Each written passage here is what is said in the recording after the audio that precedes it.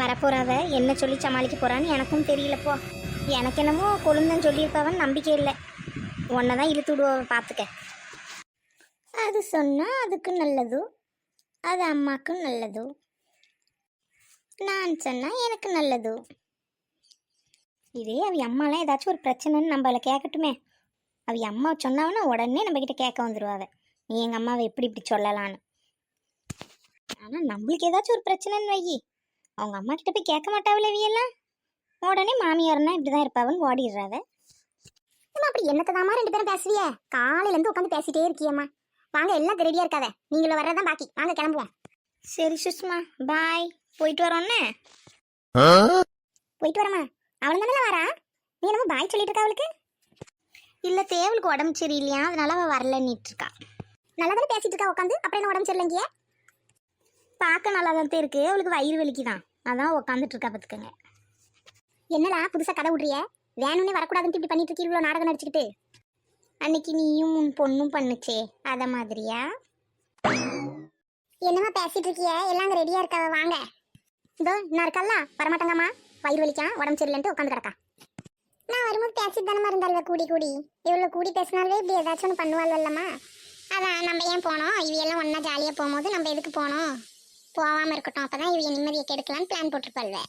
சும்மா தெரிஞ்ச மாதிரி பேசாதீங்க. நீ எதுக்கு இப்படி பேசுறீங்க? அவ வழி அவளுக்கு தான் தெரியும். ஆமாம் தெரியும் தெரியும், அவ வழி அவளை விட உனக்கு நல்லா தெரியும் போலயே. சரி சரி, மாத்திரை ஏதாச்சும் வாங்கிட்டு வர சொல்லுவோம், போட்டுட்டு வா போகலாம். இது எனக்கு அப்போ அப்போ வந்துட்டு போகும், ஒன்றும் பயம் இல்லை. ரெஸ்ட் எடுத்தா சரியா போயிடும். நீங்க எல்லாம் போங்கோ, நான் ரெஸ்ட் எடுத்துக்குது. ஓ அன்னைக்கு நான் சொன்னேன்லம்மா, அத மாதிரி இவ சொல்றாமா, கள்ளச்சலம் போட்டு கிடக்கல்வ. ஆமாம், உனக்கு போக பிடிக்கலே நீ சொல்லுச்சோ, இப்போ எனக்கு பிடிக்கலே நான் சொல்லுது. எங்க அவன் புருஷனை கூப்பிடுங்க, அதான் திருட்டு முடி முடிச்சுட்டு இருந்தான் போல, திருவிழாவில் காணாம போன மாதிரி. என்னல உன் பொண்டாட்டி வரமாட்டேன்னு கிடக்கால, என்ன அதான் திருட்டு முடி முடிச்சுட்டு இருந்தியோ? நல்லதானே இருந்தா, அது இப்படி திடீர்னு உடம்புக்கு வந்துடும் உன் பொண்டாட்டிக்கு? அன்னைக்கு உங்க பொண்ணுக்கு வந்தது இல்லை, திடீர்னு தானே வந்தது. உங்க பொண்ணுக்கு வந்தா சரி, எனக்கு வந்தா தப்பா?